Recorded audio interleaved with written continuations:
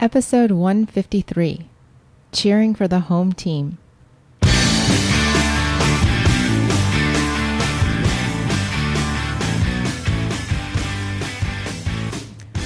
Welcome back to One Extraordinary Marriage, where we talk about sex, love, and commitment.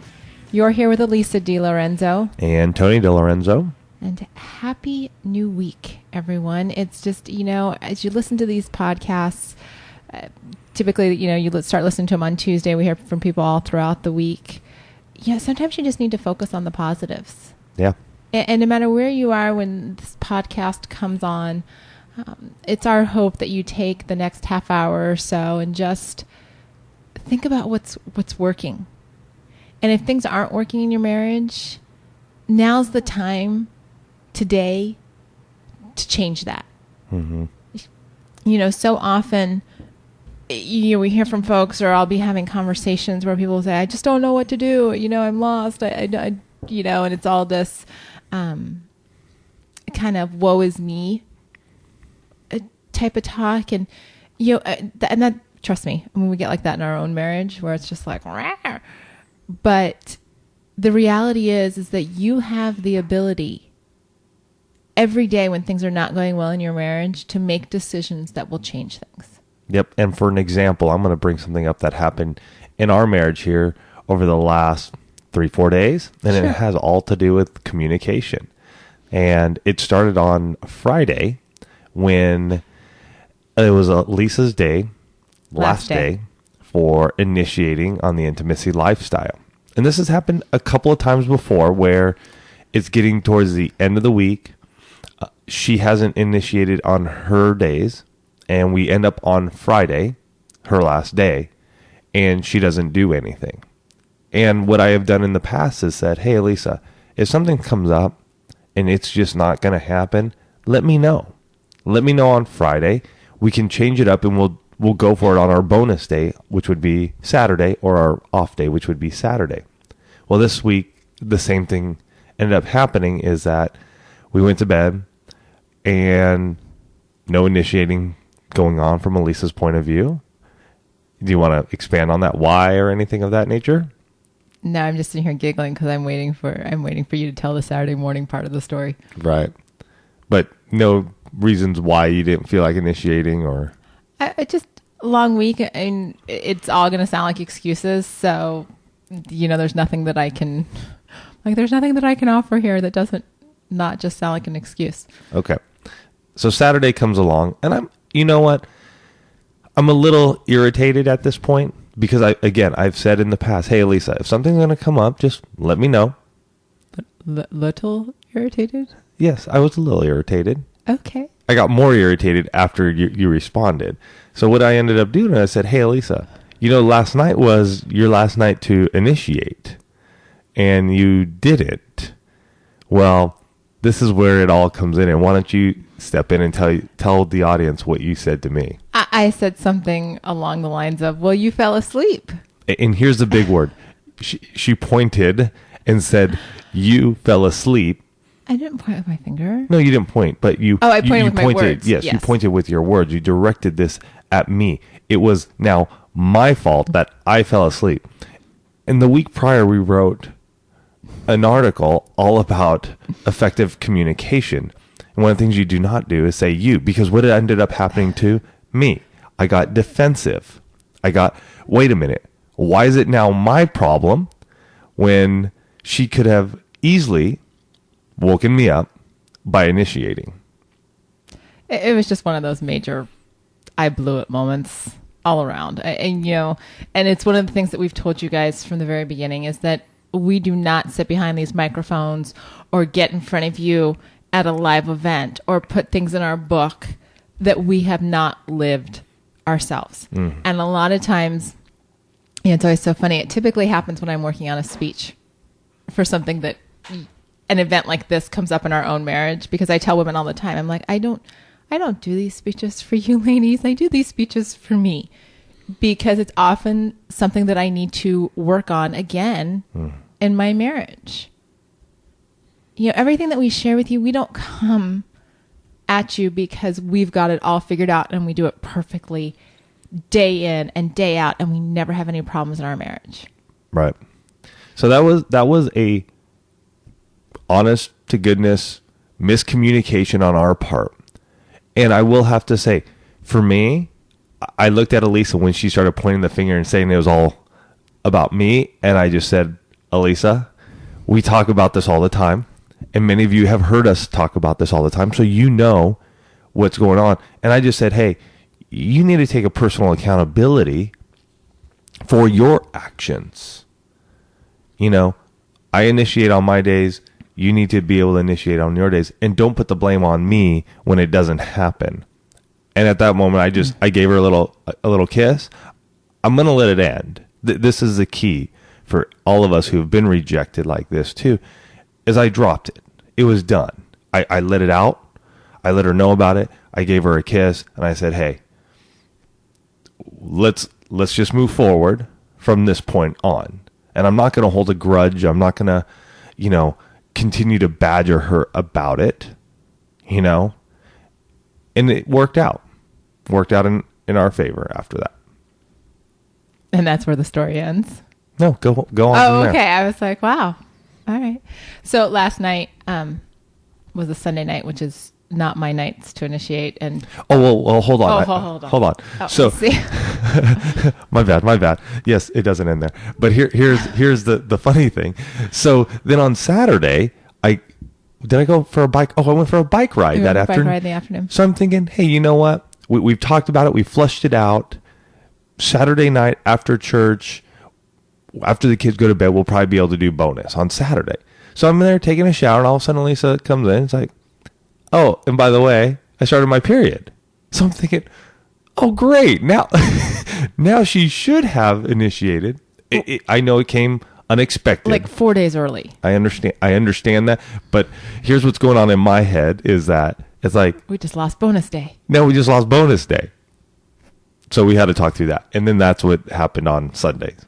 So, yes. So on Sunday, we'd gotten into bed. We were in bed incredibly early. I'm still kind of baffled that we were in our bedroom in bed by 9:15 because that never happens. Which was just awesome. It was wonderful. And so I'm reading, and Tony makes this wonderful declaration that I am in bed, and should you wish to do anything, I'm here. And then he rolls over and he falls asleep, and I'm reading, and I'm like, okay, this. Well, and I say that because on Saturday, remember Saturday, you said, hey, you know what? But then we had company in our house. Right. No. But you had said Saturday, hey, make it up. Do you want me to just give you a blowjob? And at that point, I was in the shower and all this stuff, and I was like, no, let's not do that now. Okay, go on. So that's how I woke him up in the middle of the night last night. Well, it was in the middle of the night. It was like 10:30. It was early evening. It feels like middle of the night when we're in bed by 9. Right. All that to say is we found a workaround for me having my period, which we've never done before in terms of, how do we maintain our intimacy lifestyle? And, this goes back to the episode from a few weeks ago when I said, I finally kind of had this breakthrough, mental, emotional, call it whatever you want, on being able to give Tony a blowjob. Yeah. And I don't know exactly what's happened. I will say that, it's different when I'm on my period, and so things like that. But that's all stuff that you guys have got to work around, and you've got to, keep the communication open, and you've got to try different solutions. I tell my kids all the time that they need to be problem solvers. Mm-hmm. And, the same thing happens when you're practicing the intimacy lifestyle. And, it happens in your communication. It happens, every aspect of your life, you're working on solving problems. Right. So, and I think once, Elise and I now like to sort of look at stuff in our own lives before we present it to you guys as well. For us, we've been praying together for the last 3 months, almost every night. Mm-hmm. We'll miss, a night or two each week, most likely just because of what's going on or what's happening. But we pray often for the last 3 months. We haven't brought it up to you because we're still learning some new things. And just recently, like 2 weeks ago, a week ago, we had this huge revelation on the way we pray.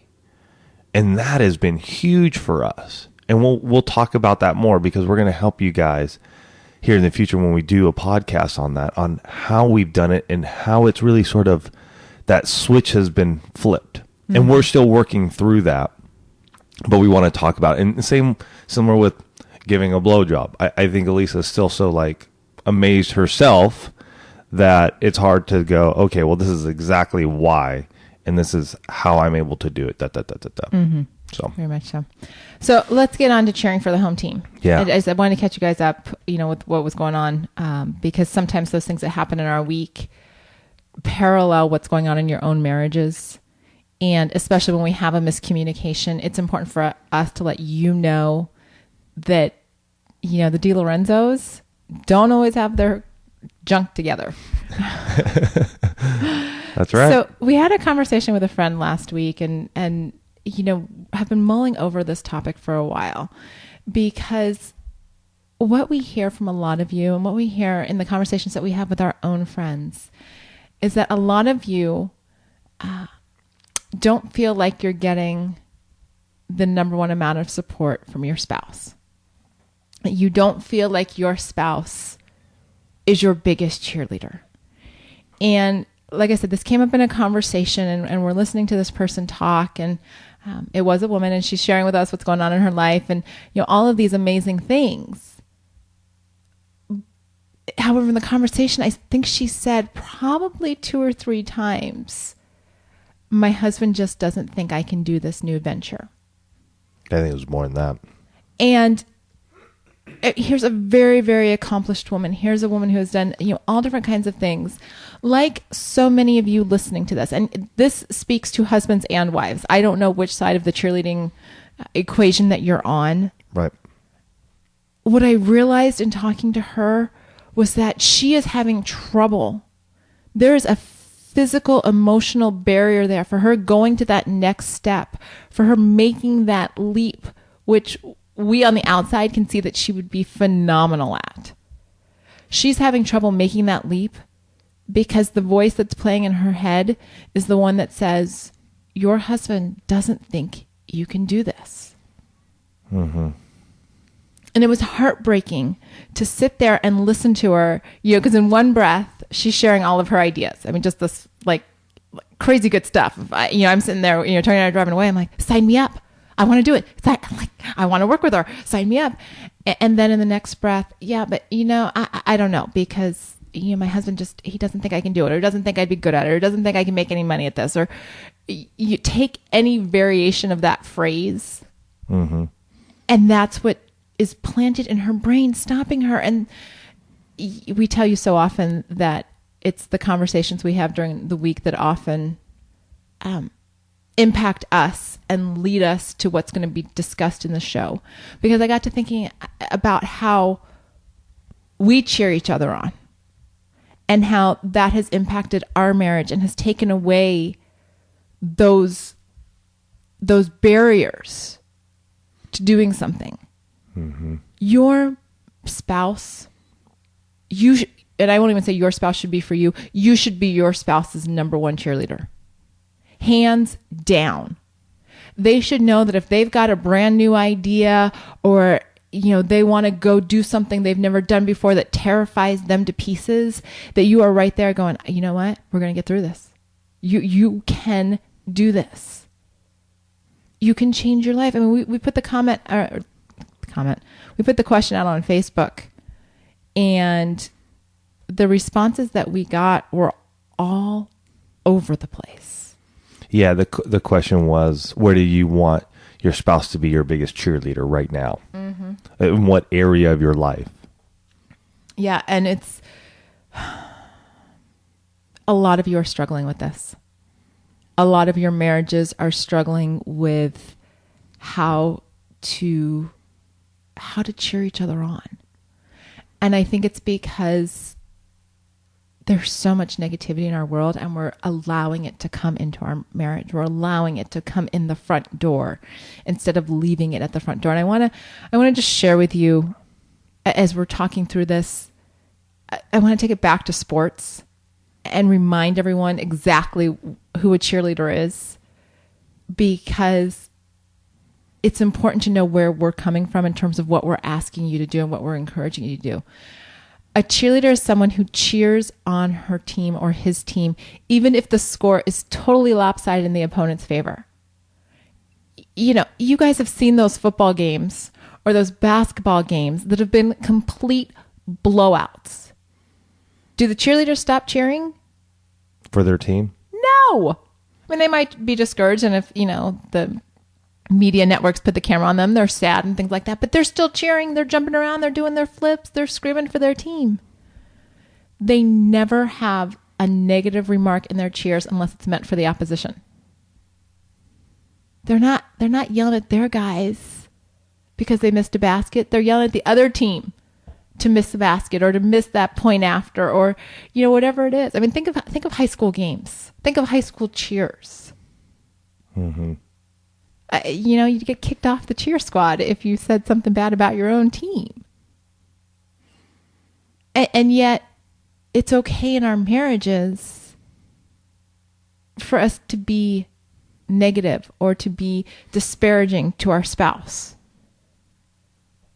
You know, cheerleaders are not critical of the team they represent. You'd never catch a cheerleader saying, our team isn't any good. Never. So why do we do that to our spouses, saying you can't do this? Mm-hmm. You're not good enough. You're not smart enough. This isn't your area. You're going out on a limb and you're not going to be able to do anything. And, you know, being from San Diego, the last one here is kind of important. Our San Diego Chargers have not had the best seasons. You know, I mean, the last three, it's not been good. Cheerleader is someone who is dedicated and sticks with their team even when it's a losing season. We're not talking fair weather fans here. We're not talking fair weather spouses where you're only supporting your spouse when things are going well, but when things go bad, when somebody loses a job or when, you know, finances are tight, all of a sudden you turn on them and you're like, what happened? This isn't what I signed up for. I don't want to play on this team anymore. Mm-hmm. You know, cheerleader, if you ever find your place where you're stuck in your marriage and you're going, I don't know how to support my spouse, think of your local sports team and what the cheerleaders look like. Think of their actions and how they support their team. That's what we want you guys to do in your marriage. That's the kind of support we want you to create. You know, and I want us to share some of these comments so that you can hear and get a sense of what's going on in the one community when we put that question out last week. Yeah, so we had comments come in from obviously husband and wives, and I'm going to just read a couple of them here for us. Parenting. I feel like I'm a failure sometimes, and it's nice to have encouragement. Why pick one? I need my husband to be my cheerleader for everything from cleaning the bathroom to career to personal growth. When he believes in me, it makes me believe in me.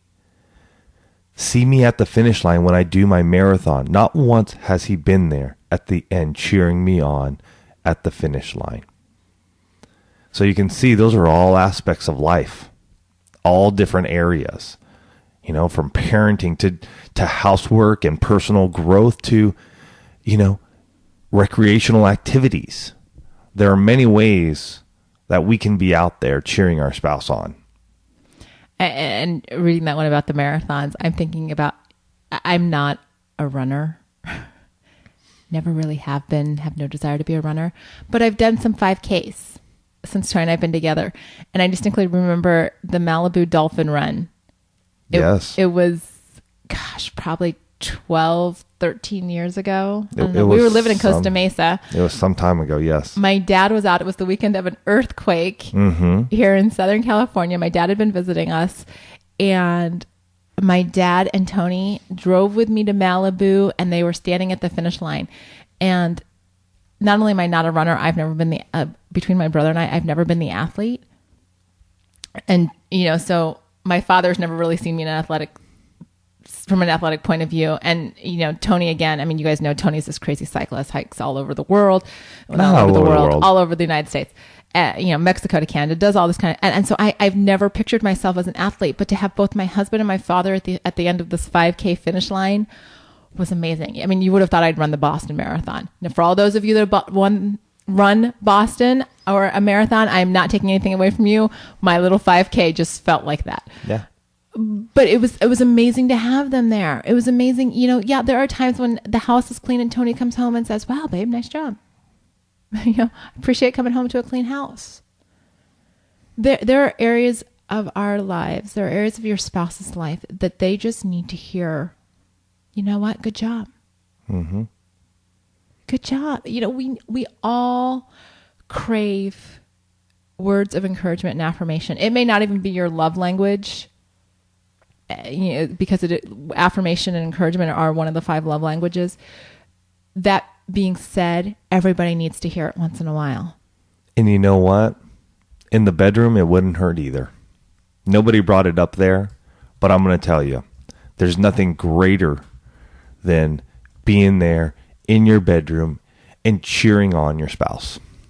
Both of you, afterwards talking about it. You know what? I really enjoyed when you held me like that or you touched me like that. We don't do that often enough. We don't. We take that moment. It's done and it's over with and we roll over and we go to bed. And you know what? We need cheering in the bedroom because a lot of us are sexually deprived. And we don't know if our spouse enjoys it or not. And we're sitting in the dark, just hoping and guessing and waiting. So if there's a moment afterwards or during lovemaking where you can go right there, that is the spot you're cheering your spouse on, both husband and wives, you'd be surprised at how your lovemaking can take a turn. Well, and I just want to share it because every once in a while as we're doing one of these episodes, something will pop into my head. And as we're talking about that encouragement and that affirmation, in Matthew 25:23, the master replied, well done, good and faithful servant. Mm-hmm. Well done. Don't we all want to hear, well done? Don't we all want to hear that encouragement that I, as your spouse, believe in you and I think that you can do this? I mean, we had this play out when Tony and I went to this business workshop over our anniversary. Mm-hmm. Decided that we were going to do the coaching this year, but that I was going to be the one to do it. Right. And we actually had to put some money on this. And it was a substantial amount of money for us at the point in time where we are with the business to make this decision that we were going to go through this coaching. And for Tony to say, you know what, babe, I think you can do this. Because we'd been meeting these men and women who had gone through the coaching over the last year. And I'm like, wow, these are dynamos. And at the time, I didn't see myself on the same level with them. Mm-hmm. But when Tony said, you know what, we can do this. You can get into this coaching program and do what they're doing. And I believe in you and we're going to do this. And so it was that, oh my gosh, like he thinks I can do this. And it's been amazing as I reflect on the last 3 months since we made that decision to see what's changed in my life, to see how I'm progressing in terms of my speaking and my confidence. And when I go out and talk to people and how I'm kind of in their face because I'm so excited about what we're doing and I don't shy away from our topic, because it used to be, you tell people that, you talk about sex and I tell people all the time, I get 2 reactions. You get those people that lean in and they're like, ooh, tell me more. And you get those people that lean back and cross their arms and like, oh. And now I don't care.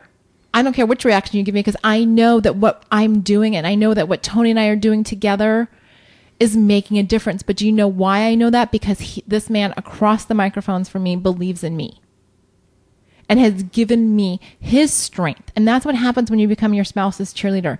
You give them strength that they don't know they have. Mm-hmm.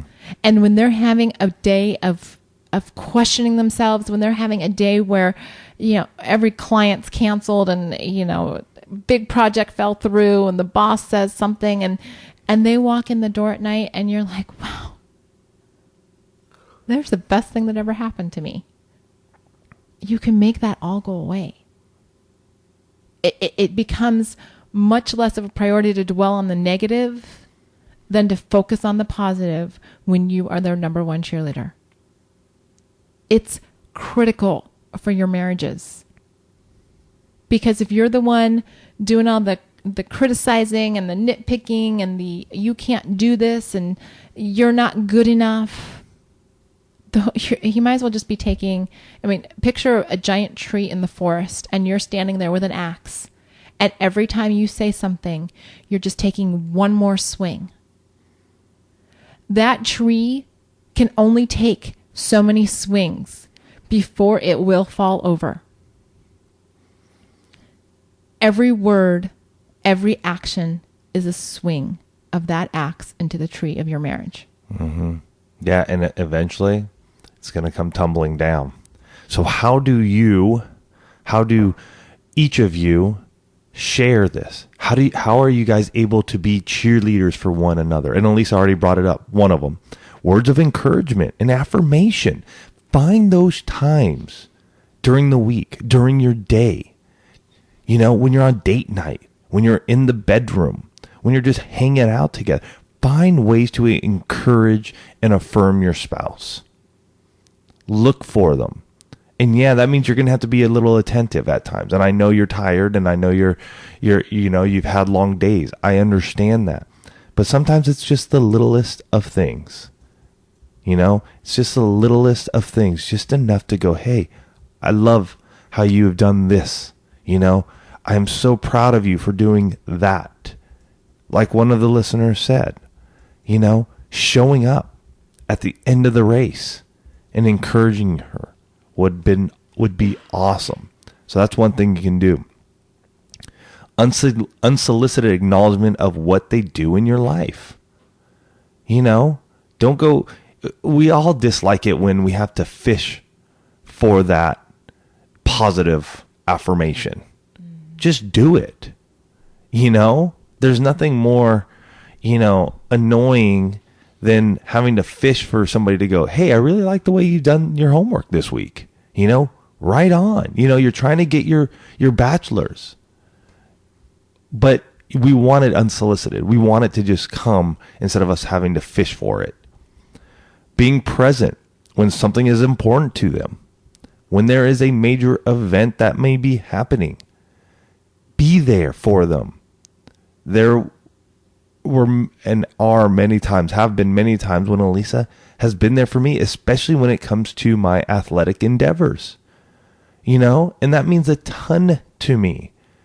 That she is there, that she is around to enjoy these moments with me. And I know she doesn't enjoy being there at times because it's cold or it's rainy or what have you. And she's laughing over here. I'm laughing because I remember when Alex was just, probably 6 to 9 months old. That's when you got into the ultra marathon or ultra. Well, I got into training for one. I thought I was going to do more, but I ended up just doing one ultra marathon because I realized after that one ultra marathon, I was so beat up, I would never do another ultra again. So we go up to the mountains for this ultra marathon, and we're staying in this tiny little one-room cabin.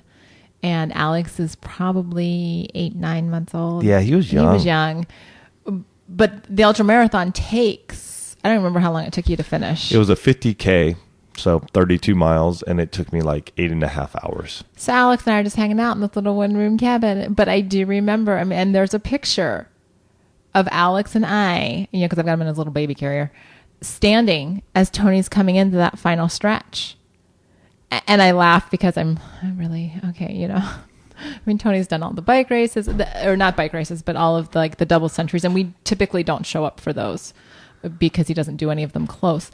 But we were there that day, and I can laugh about it now, just going, okay, 8 hours of, just waiting for you to come back from running. Okay, this is fun. And, I'm bouncing around a baby and sticking him in the, pack and play. But we were there. Right. And while it may not have been something I wanted to do, I knew it was important to him. Mm-hmm. So it's not my place to grumble about, my schedule or being inconvenienced or anything like that. It's saying, you know what, this is an important event to my spouse.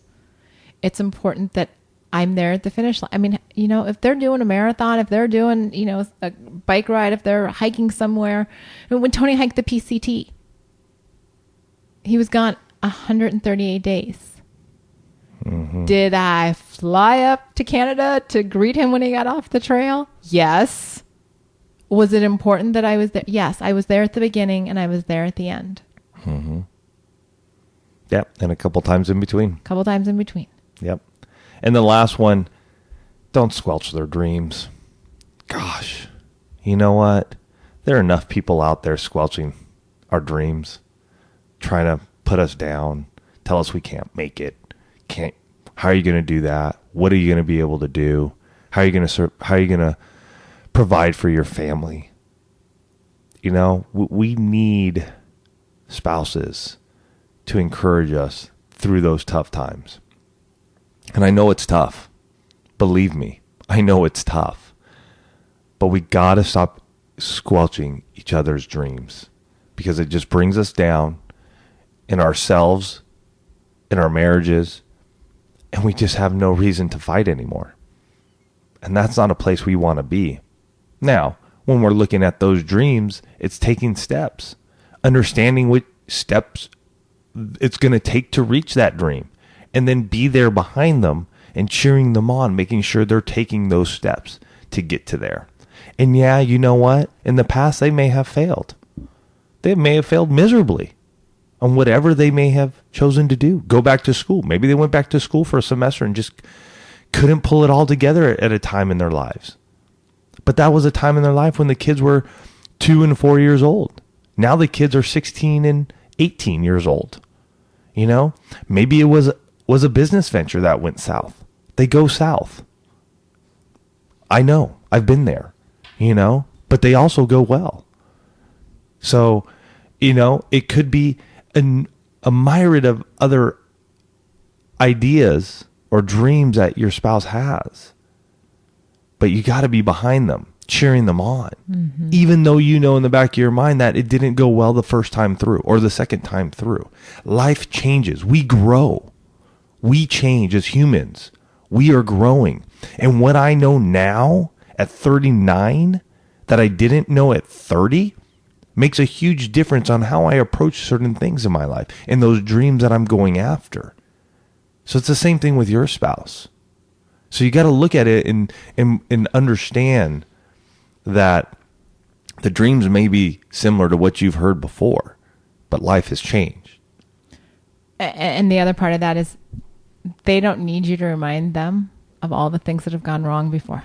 You know, all of those times where you've seen them not have the success that they thought they were going to have or go after. They're already playing that negative tape in their head. They don't need to hear it outside. You know, we've all been there. We've all made mistakes. If you are married to someone who keeps trying in spite of, you know, past failures, in spite of past, you know, disappointments, be grateful. Be thankful for them continuously trying and not rolling over and giving up. Acknowledge that and applaud it. In our society, so many people are giving up left and right. They are, you know, just accepting the status quo. It is the dreamers, the ones that keep trying and put, you know, energy and muscle behind their dreams that change things. And I will tell you, because this podcast is an example of that. You know, this podcast started out as a dream. I tell people all the time, I had no idea what Tony was talking about when he said we were going to podcast.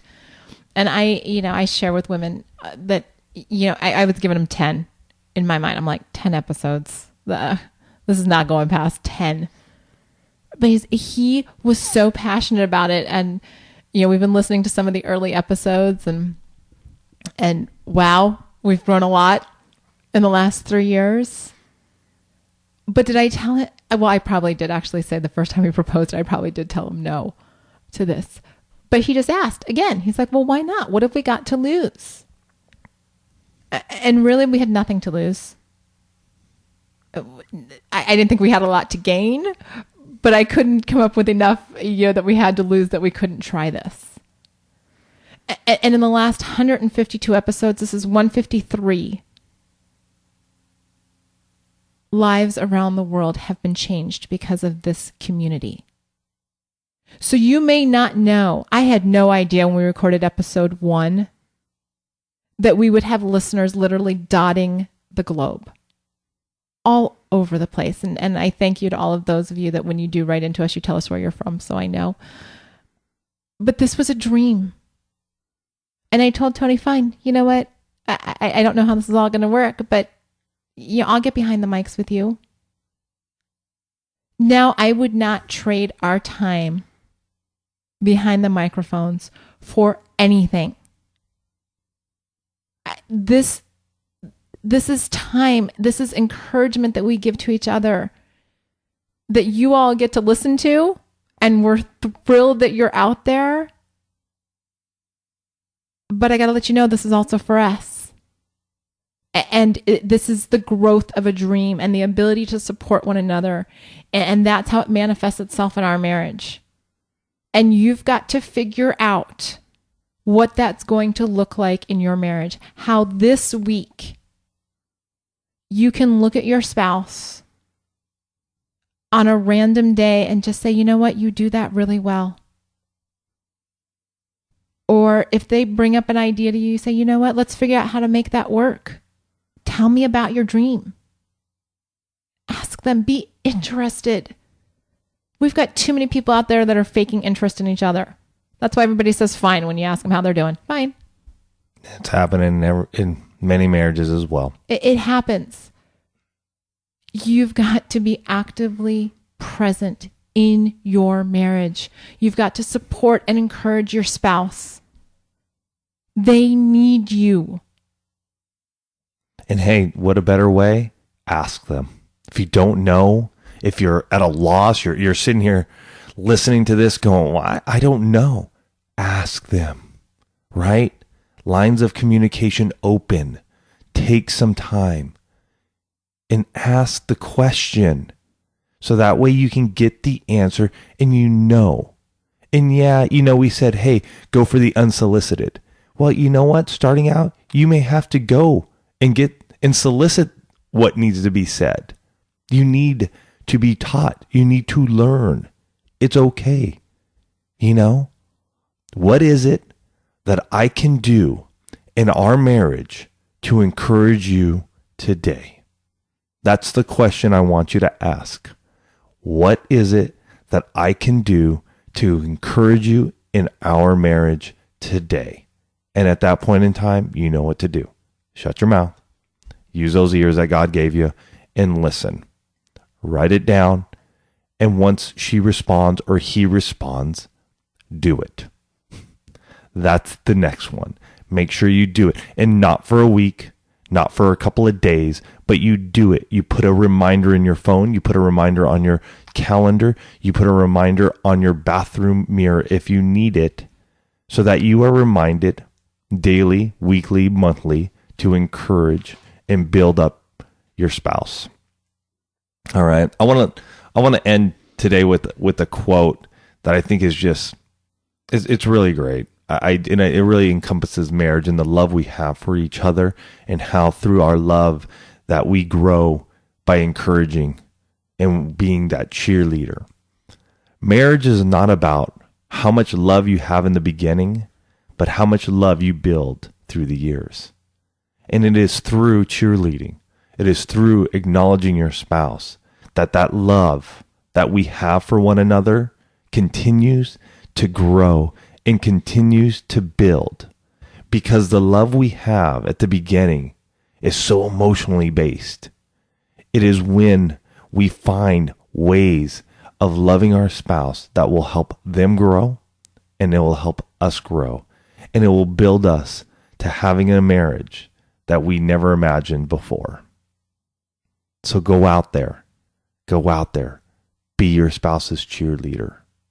And we want to hear about what you're doing to cheer them on. So when you do, you pick up your phone. If you got it right there beside you right now, pick it up. I want you to call 858-876-5663. You can call it anytime. And you tell us, what are you doing in your marriage today to encourage your spouse? If you want to email us, you can go and send that to info@oneextraordinarymarriage.com. We do get those. We are getting inundated right now lately with lots of email. So if we don't get back to you, just know we are receiving them. As this dream of ours has grown, we are still growing ourselves. And we do get a ton of email now. And we'll try to read it here on the show. With that being said, you guys have yourselves a fantastic week. We love you, and we'll see you next time.